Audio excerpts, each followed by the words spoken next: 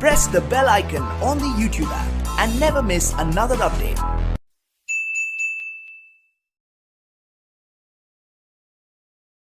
Hello viewer, welcome to our YouTube channel Rajosin Gupta classes.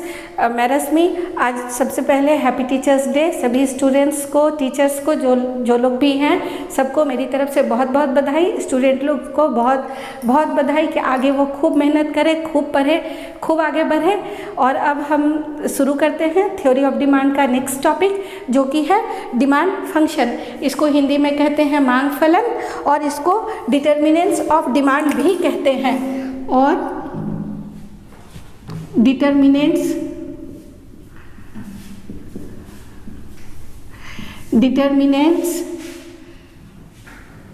Of demand भी कहते हैं। हिंदी में मांग को प्रभावित करने वाले कारक भी कहा जाता है। ये क्या है? ये है functional relationship between demand and it's determinants. Demand function क्या है? Is the functional relationship between demand and it's determinants. इसको दो तरह से समझेंगे। एक, पहले इंडिविजुअल डिमांड फंक्शन पढ़ेंगे, फिर मार्केट डिमांड फंक्शन पढ़ेंगे। तो सबसे पहले पढ़ लेते हैं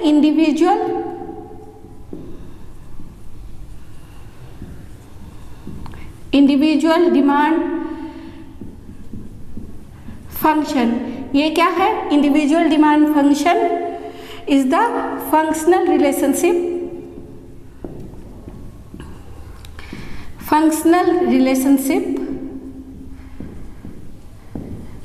between individuals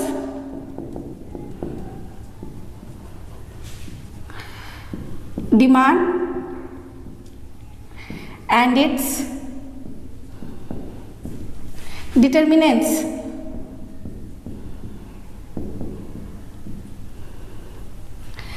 इसका मतलब है कि एक इंडिविजुअल के डिमांड को क्या क्या चीज़ प्रभावित करता है, किससे उसका डिमांड इफेक्टेड होता है, उसको हम बताएंगे। इसको ऐसे लिखते हैं, dx is the function of px pr y t e। यहाँ here dx is the demand for x commodity। x कुछ भी हो सकता है, कोई भी कमोडिटी हो सकता है, पेन, व्हीट या कुछ भी, जो भी आप लोग ले लें। तो dx is the demand for x commodity. f is the functional relationship को बताता है, फंक्शन को बताता है। और px हो गया प्राइस ऑफ x कमोडिटी,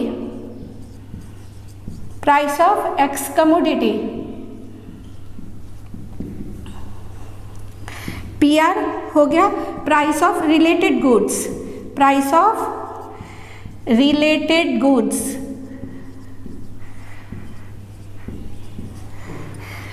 यहाँ एक टर्म आ रहा है रिलेटेड, जिसको हम लोग बाद में अच्छे से एक्सप्लेन कर देंगे, बता देंगे कि ये क्या है, ताकि आपको समझ में आ जाए।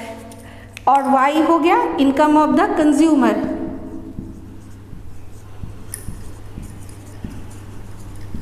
इनकम ऑफ द कंज्यूमर यानी कि उपभोक्ता की आय। t हो गया taste and preferences, taste and preferences यानी कि फैशन और उसका चॉइस, रुचि। और ई हो गया एक्सपेक्टेशंस, एक्सपेक्टेशंस यानी भविष्य की संभावनाएं। अब यहाँ बारी बारी से बता रहे हैं कि dx क्या है? डिमांड फॉर x कमोडिटी है। यहाँ बताए हैं कि individual demand function is a functional relationship between individuals demand and its determinant, यानी कि हिंदी में इसको कहेंगे व्यक्तिगत मांग फलन। क्या है? व्यक्तिगत मांग फलन है कि जब वो जो बतलाता है कि एक व्यक्ति के, एक कंज्यूमर के डिमांड में और उसको प्रभावित करने वाले कारक के बीच में कैसा संबंध होता है। इसको हम लोग यहाँ इससे डिनोट करें, d equals to function of px pr py t and e। Here dx क्या है, डिमांड फॉर x कमोडिटी है, px क्या है, प्राइस ऑफ x कमोडिटी है। x कमोडिटी का मतलब x कोई भी वस्तु हो सकता है। PR क्या है, प्राइस ऑफ रिलेटेड गुड्स है, रिलेटेड गुड्स के बारे में हम बताएंगे अभी। Y क्या है, इनकम ऑफ द कंज्यूमर है, यानी कि उपभोक्ता की आय है। T क्या है, टेस्ट एंड प्रेफरेंसेस है, जो फैशन है, जो रुचि है उसका। E क्या है, एक्सपेक्टेशंस है, यानी संभावना है। इसके बारे में बारी बारी से भी बता रहे हैं कि PX क्या है, प्राइस ऑफ एक्स कमोडिटी, इसका कैसे प्रभाव पड़ता है मांग पर। तो ये मालूम हम लोगों का, ये समाज में ये मतलब नॉर्मल बिहेवियर है ह्यूमन का कि किसी भी वस्तु का जब दाम बढ़ता है तो उसका डिमांड घट जाता है, और जब उसका दाम घटता है तो उसका डिमांड बढ़ जाता है। यानी कि प्राइस और डिमांड में किसी वस्तु की मांग और उसके मूल्य में कैसा रिश्ता होता है, अपोजिट रिलेशन होता है, यानी कि इन्वर्स रिलेशन होता है। इसी रिलेशन को हम लोग लॉ ऑफ डिमांड में भी पढ़ेंगे, मांग के नियम में भी पढ़ेंगे, तब उसका अच्छे से और एक्सप्लेन कर देंगे। अभी यहाँ पर बता रहे हैं प्राइस ऑफ एक्स कमोडिटी का कैसा डिमांड पे असर पड़ता है कि जब किसी वस्तु का प्राइस बढ़ता है तो उसका डिमांड घट जाता है, और जब उसका दाम घटता है तो उसका डिमांड बढ़ जाता है। प्राइस ऑफ रिलेटेड गुड्स क्या है, रिलेटेड गुड्स दो तरह का होता है, अभी हम बतलाएंगे आप लोगों को, substitute goods and complementary goods. ये क्या होता है, जब किसी एक वस्तु के दाम का असर दूसरे वस्तु के मांग पे पड़ता है। जैसे अगर x का दाम का असर जो है क्या पड़ता है, प्राइस ऑफ x का असर किस पे पड़ता है, डिमांड ऑफ y पे पड़ता है। इसके बारे में भी बताएंगे, ये दो तरह का होता है, यहाँ बता रहे हैं। ये होता है एक सब्स्टिट्यूट गुड्स और एक होता है complementary goods. Substitute goods and complementary goods.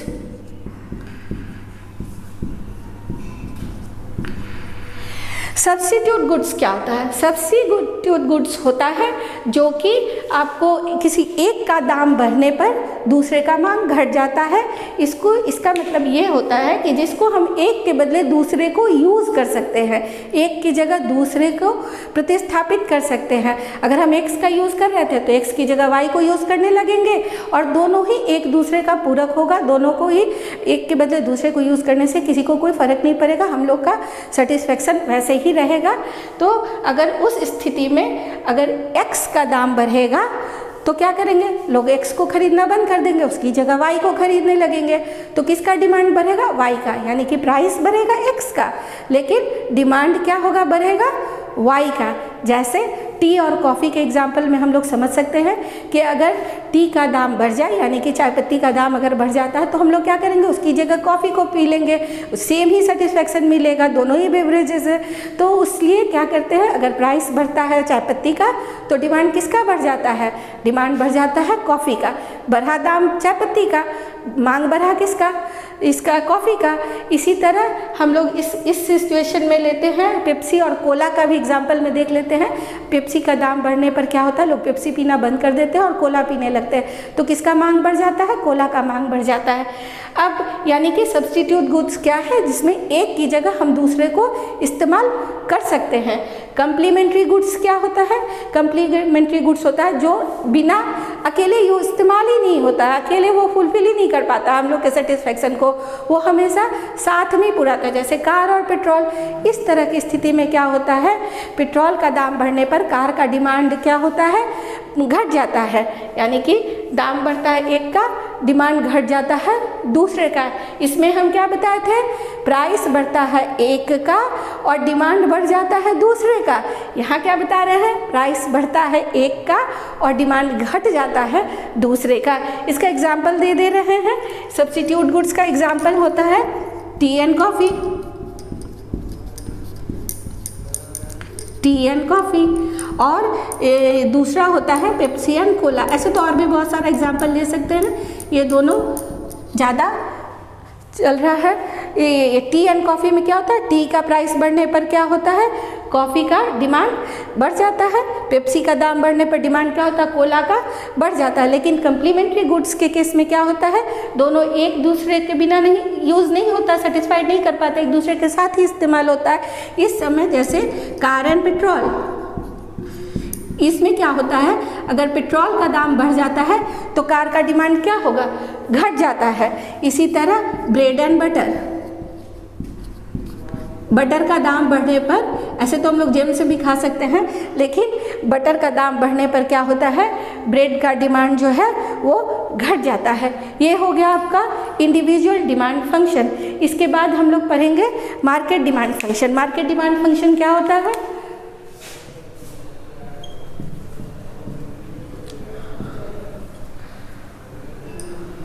Market demand function, ये क्या करता है, ये बतलाता है functional relationship between, functional relationship between aggregate demand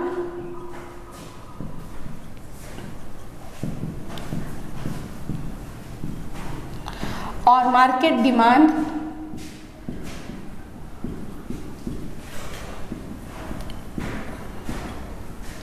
and its determinants.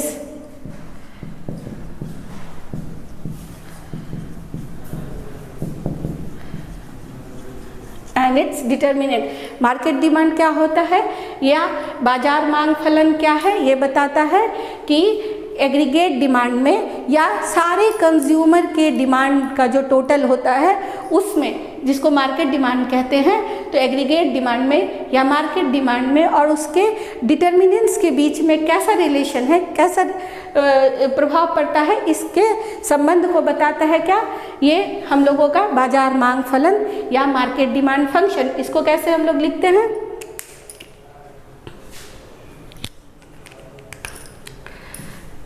dx equals to F, same रहेगा px pr, price of x commodity, price of related goods, income of the consumer, taste and preferences, expectations. बस इसमें दो word नया आता है, p and yd।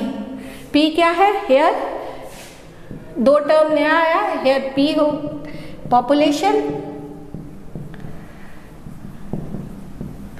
और yd क्या है, yd है यहाँ डिस्ट्रीब्यूशन ऑफ इनकम, इनकम का डिस्ट्रीब्यूशन, डिस्ट्रीब्यूशन ऑफ इनकम।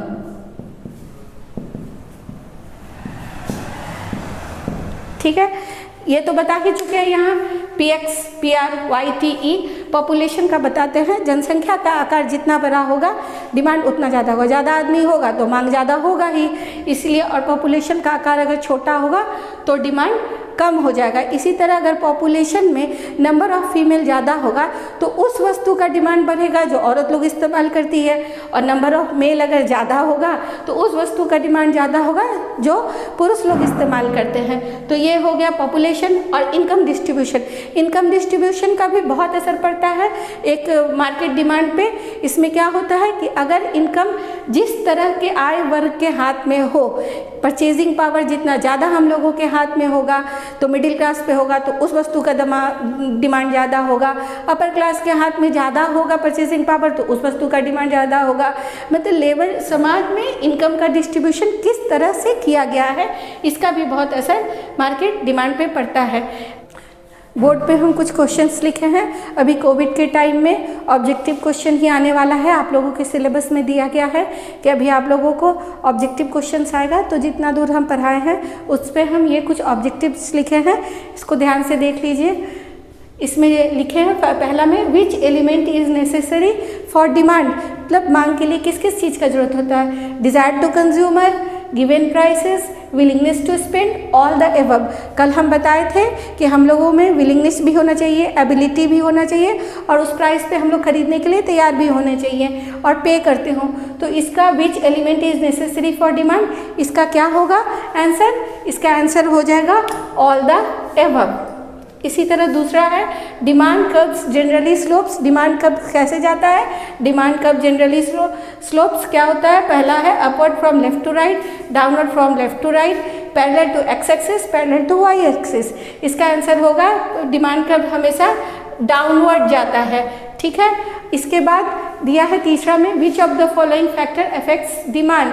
क्या क्या चीज़ जो है वो डिमांड को प्रभावित करता है, मांग को प्रभावित करता है। पहला है price, taste of the consumer, change in income, all the above. अभी तुरंत हम बता रहे थे आपको कि डिमांड फंक्शन या उसको भी फैक्टर्स ऑफ द डिमांड कहते हैं, वो उसमें क्या क्या बताए थे, प्राइस भी बताए थे, टेस्ट भी बताए थे, इनकम भी बताए थे। तो इसका आंसर क्या हो जाएगा, ऑल द एबव। इसके बाद क्वेश्चन नंबर 4 है, goods which can alternatively be used are called. क्या बोलते हैं उसको, complementary goods, comfort goods, substitute goods या none of these.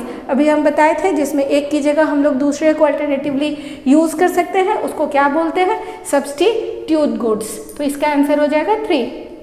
Question number 5, which of the following is a demand function. अभी बता रहे थे, इसमें दिया है px, dx equals to px, dx equals to f, px none of this. अभी हम बताए थे dx फंक्शन ऑफ px, तो इसका आंसर हो जाएगा 3। 6 है, with rise in coffee prices the demand of T. क्या होगा, कॉफ़ी का प्राइस बढ़ने पर क्या करेंगे हम लोग, चाय पीना शुरू कर देंगे, कॉफ़ी को कम खरीदेंगे, चाय पत्ती ज़्यादा खरीदेंगे। तो डिमांड क्या होगा, टी का, यहाँ दिया है rise, fall, remain stable, none of this. तो राइज कर जाएगा क्योंकि हम लोग कॉफ़ी पीना छोड़ देंगे और उसके बाद कम कर देंगे और उसकी जगह हम लोग चाय पीना शुरू कर देंगे। ठीक है, ये तो कुछ क्वेश्चंस हैं, जैसे जैसे इसका नेक्स्ट टॉपिक बताते जाएंगे उस पर जो जो ऑब्जेक्टिव बनते जाएगा वो भी बताते जाएंगे, ताकि आप लोगों को पढ़ने में और अभी कोविड की वजह से जो एग्ज़ाम का पैटर्न है उसको देने में दिक्कत नहीं हो। इसके साथ ही आज का वीडियो ख़त्म करते हैं, नेक्स्ट वीडियो में लॉ ऑफ डिमांड बताएंगे। ठीक है, अगर पढ़ाने का मेरा तरीका आप लोगों को अच्छा लगा हो तो लाइक कीजिए, इस चैनल को सब्सक्राइब कीजिए और अपना सपोर्ट दीजिए।